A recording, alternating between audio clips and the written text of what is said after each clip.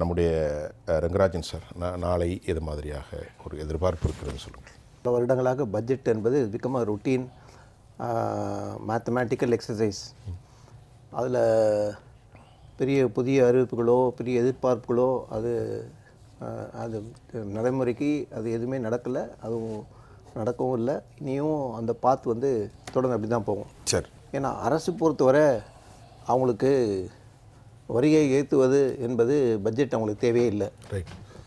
இப்போது ஜிஎஸ்டி மூலமாக ஏராளமாக பணம் வருது, அது ப்ராடக்ட்ஸில் பர்சன்டேஜ் ஏற்றலாம், அது மூலமாக வருது. அது தவிர அட்மினிஸ்ட்ரேட் ப்ரைஸஸ், மற்றபடி ரயில்வேயில் தனியாக அவங்க பட்ஜெட் போட்டு அவங்க தனியாக இன்க்ரீஸ் பண்ணுறாங்க, தனியாக அவங்க இன்க்ரீஸ் பண்ணிக்கிறாங்க. அதே போல் மற்ற பெட்ரோலியம் ப்ராடக்ட்ஸ் கேட்க வேணாம், எப்போனாலும் அதில் ஏற்றுக்கிறாங்க. இன்னும் செஸ்ன்னு போட்டு அதிகமான பணம் ஸ்டேட்டோட ஷேர் பண்ணாத அளவுக்கு அதிகமான பணமும் பெட்ரோலியம் ப்ராடக்ட்ஸ் மூலமாக கொண்டுடுறாங்க. ஸோ அந்த budget it is only a minor tinkering exercise தான்.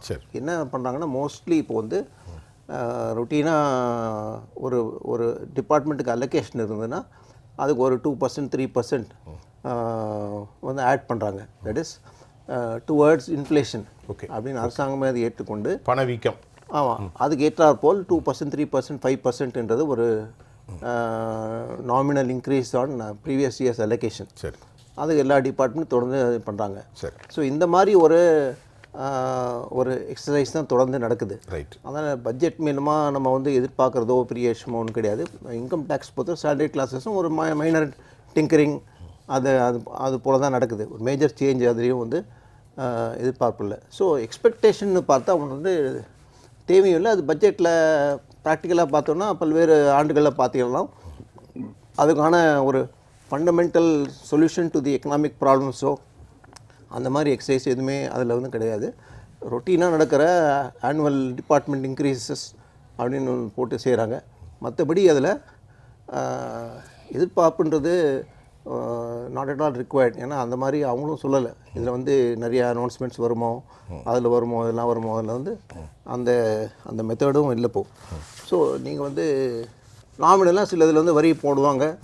அது யூஸ்வலாக அந்த ஸ்மோக்கர்ஸ் பயப்படுறது சிகரெட், இந்த ஸ்மோக்கிங் சிலது கன்சம்சுவஸ் கான்ஸ்பிக்வஸ் கன்சம்ஷன் சொல்லுவாங்க.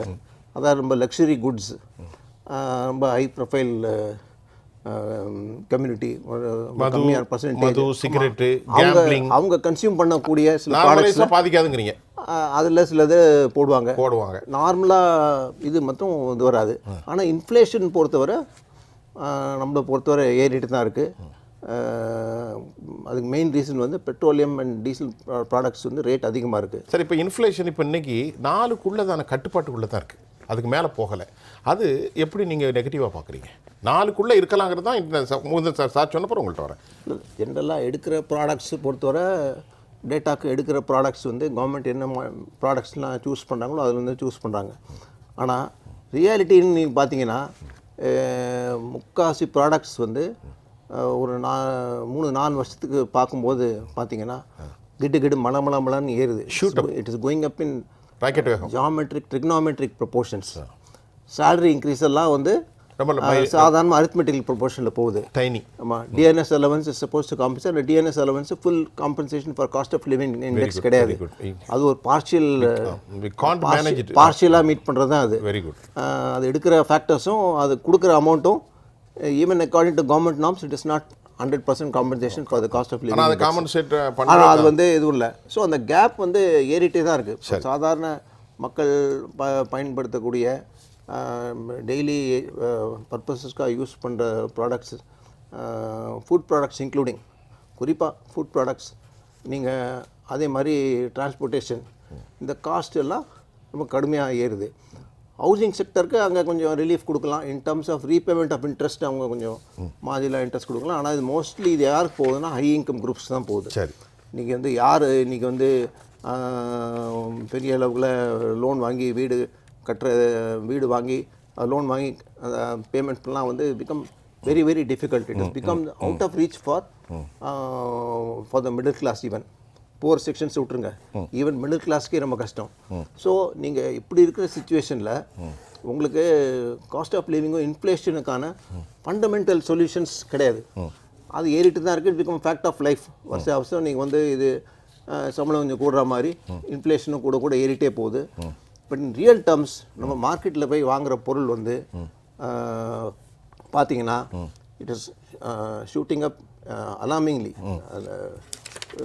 நோ ரியல் எக்ஸப்டிங் எனக்கு நம்ம என்ன கண்ணுக்கு நேரம் என்ன தெரியுதுன்னா ருப்பியோட வேல்யூ குறையிறதுனால டாலர் கம்பேர் பண்ணும்போது ருப்பியோட வேல்யூ இன்னைக்கு ரொம்ப ரொம்ப குறைஞ்சிருக்கு. சரி.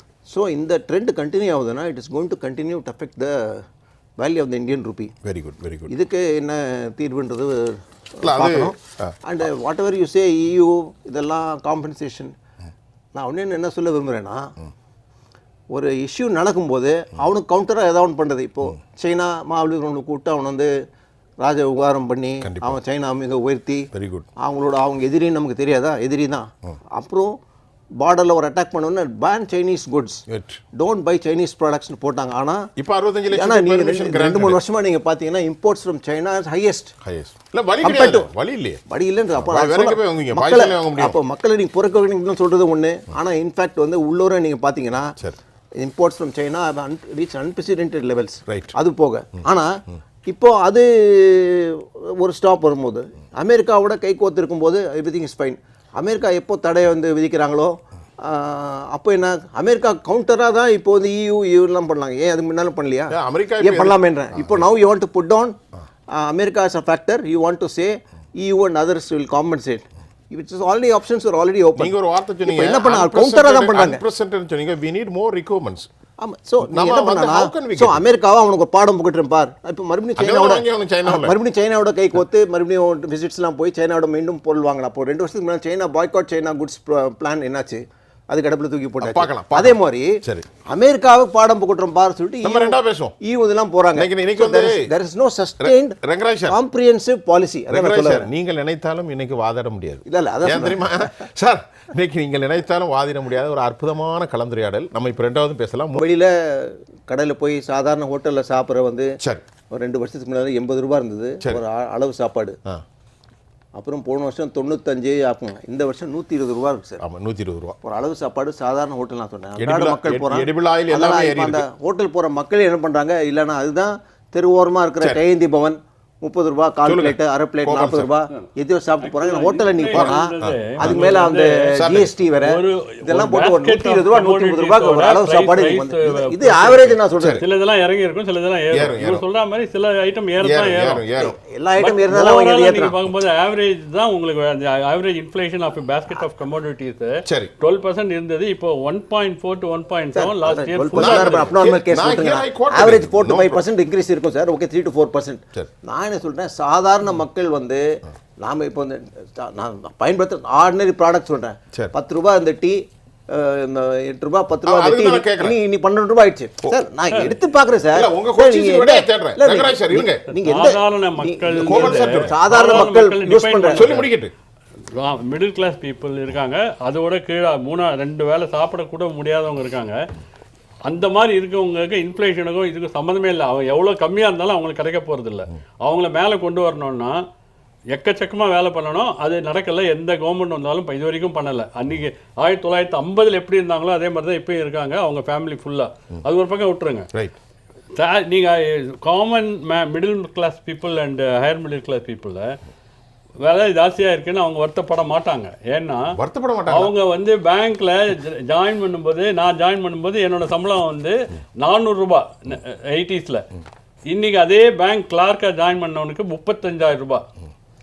அவனுக்கு என்ன சார் கவலை இருக்குது? 35,000 ரூபாய் சம்பளம் வருது, இன்க்ரீஸ் ஆச்சுன்னா டிஏ ஏறுது. அப்போ இதே பேச்சு நாளைக்கு காங்கிரஸ் கவர்மெண்ட் வரும்போது நீங்கள் பேசணும். விலைவாசி உயர்த்தக்கூடாது, விலைவாசி உயர்த்தக்கூடாது. 400 ரூபாய் சம்பளம் வாங்கின போது 15 ரூபாய் 20 ரூபா கூட மிச்சம் படுத்தினாங்க. பெரிய அமௌண்ட். ஆனால் நீ 35,000 ரூபாய் வாங்கினவங்க கூட 40,000 50,000 செலவு பண்ணி கடலில் வாழ்றாங்க. கடலை வாங்குறான். சேவிங்ஸ் இல்லவே இல்லை. ஏன்னா வந்து படிப்புக்கு காஸ்ட், டிரான்ஸ்போர்ட்டேஷன் காஸ்ட், வீட்டு வாடகை எல்லாம் பார்க்கும்போது 30,000 40,000 சென்னையில் ஒரு சம்பளமே இல்லை சார். இந்த வருஷத்துக்கு முன்னால the factors to be taken into account for GDPன்றது கவர்மெண்ட் ஆஃப் இந்தியா மாற்றினது. அந்த மாற்றினது தான் இந்த ஹையர் growth உங்களுக்கு வந்து காட்டுது. இப்போ ஆக்சுவல் அந்த டேர்ம்ஸ் படி அதுக்கு முன்னால் இருக்கிற பீரியடில் இருக்கிற ஃபேக்டர்ஸ் எடுத்து நீங்கள் பார்த்தீங்கன்னா சரி இப்போ இருக்கிற 7.2 இஸ் ஒன்லி 5.5%. 5%. அந்த ஃபேக்டர்ஸ் மாற்றினது தானே நோ தேர் ஷோயிங் அடிஷனல் growth. சரி அப்படி இல்லைன்னா அப்படி இல்லைன்னா இப்போ எவ்வளோ இருக்குங்கிறீங்க? 5.5% தான் ஆக்சுவல் growth. அப்போ அதை தானே ரகுபதி IMF சொல்ல இது இந்தியாவில் நம்ம மினிஸ்ட்ரி யூஸ் பண்ண ஃபேக்டர்ஸ் வந்து இவங்க வந்து மாற்றிருக்காங்க. மாற்றினதில் மாற்றியும் இந்த 7% growth தான் காட்டுது. ரைட் சொல்லுங்க.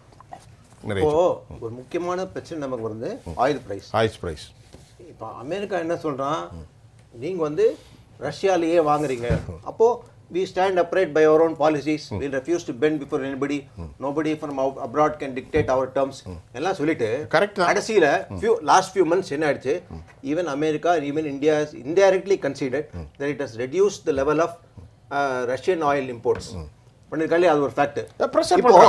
இப்போ நான் என்ன சொல்றேன்னா, இந்த ரஷ்யன்ல ஆயில் வாங்கி லோவர் பிரைஸ்ல கொடுக்குறான்னு வந்து இப்போ அமெரிக்காவுடைய விரோதம் சம்பாதிச்சுட்டு யாருக்கா அதை வாங்குறாங்க? இந்த காமன் மேன் பொறுத்தவரை petroleum and products price has not come down. நீ ரஷ்யாலேருந்து கம்மியான விலைக்கு வாங்குறோம்னா that benefit should have been passed on to the average customer. ஒரு டிவிஎஸ் மோப்பெட்ல மார்க்கெட்டிங்காக எடுத்துகிட்டு போய் கிராமத்தில் 10 கிலோமீட்டர் தள்ளி எடுத்துகிட்டு போய் அந்த வண்டியில் கொண்டு போய் அவங்க மார்க்கெட்டிங் ப்ரொடியூஸ் கொண்டு போகிறாங்க. Lower middle class small retailers எல்லாம் அவங்களாம் பயன்படுத்துறது. இப்போ நீங்கள் வந்து இந்த விலை வந்து அது அதிகமாக ஏற்ற ஆட்டோமேட்டிக்கலி இந்த price spiral. It's a known economic factor. Anything you increase on petroleum has a 100% across the board effect on everything that happening in the country.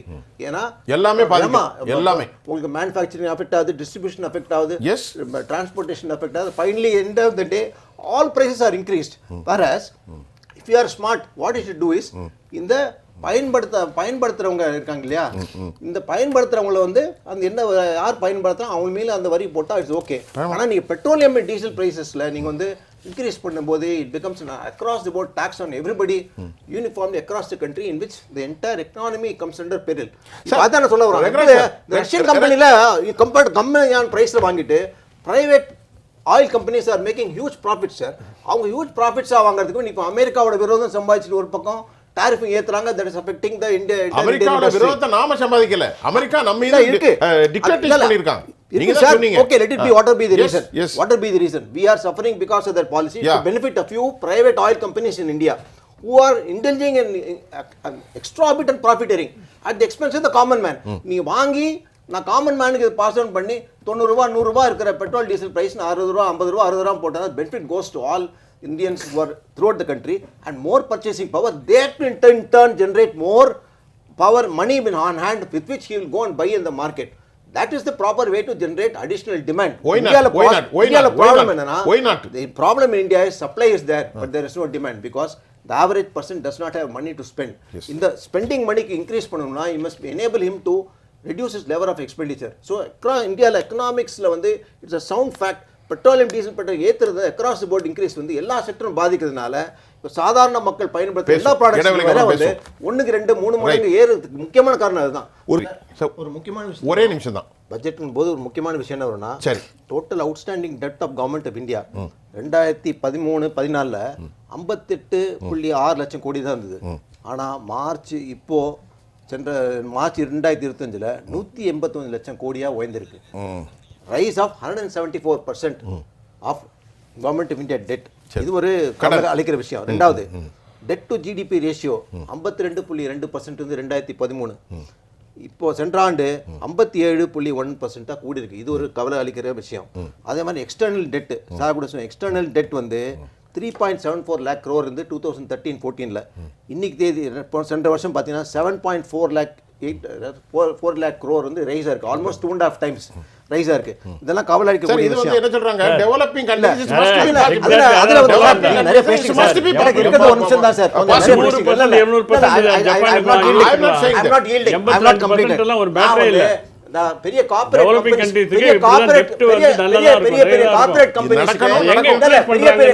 Companies தயவு செஞ்சு நான் வாங்கிட்டு ஃப்ரீ கொடுக்கல சார். நான் குறுக்கிடல. அவர் இஸ் மை டைம் சார். பெரிய corporate companies கொடுக்குற சலுகைகள் அது வந்து இன்னைக்கு பேக்லாஷ் ஆகுதுன்னு போகுது. உதாரணத்துக்கு வந்து அனில் அம்பானி இவர் ரஃபேல் திட்டத்தை இவரை உள்ள கொண்டு வந்து 30,000 கோடிக்கு இவர் கொடுக்க வேண்டியது தேவையில்லாம் ஹெச்ஏல கைட்ட விட்டு அனில் அம்பானி மேல ஒரு நிமிஷம் இந்த அனில் அம்பானி கம்பெனி மேல எவ்வளவு பெரிய கவர்மெண்ட்டே மறைக்க முடியாத இன்னைக்கு வந்து ஒரு பெரிய ஸ்கேண்டலா வந்து உருவாகி இருக்குன்னா இது போல கார்ப்பரேட் பெரிய கம்பெனிஸ்க்கு கவர்மெண்ட் வந்து ஏன் இவங்கெல்லாம் இன்னொரு நாள் வந்து ஒரு கேள்வி வருது. அதாவது கவர்மெண்டோட கிராக் டவுன் இந்த டாப் தப்பு செய்யற கார்ப்பரேட் கம்பெனிஸ் மேல பாயணும். சாதாரண ஏழை மக்கள் 55 லட்சம் கோடி சாதாரண